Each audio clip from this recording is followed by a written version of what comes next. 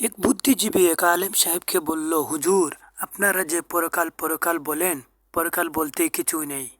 আলেম সাহেব বললেন, আচ্ছা তাই নাকি? বুদ্ধিজীবী বলল, হে। তখন আলেম সাহেব বললেন, আচ্ছা আমি যদি বলি আপনার ব্লাড ক্যান্সার হয়েছে, তাহলে আপনি কি বিশ্বাস করবেন? বুদ্ধিজীবী বললেন, আমারে কি পাগলে কামড়াইছে নাকি আমি একথা বিশ্বাস করব?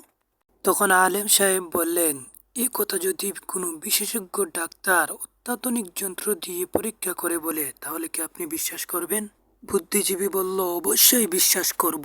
আলেম সাহেব বললেন, আপনি ডাক্তারের কথা বিশ্বাস করবেন, কারণ ডাক্তার শরীরের বিশেষজ্ঞ, মানুষের শরীরের সম্পর্কে ভালোভাবে জানে।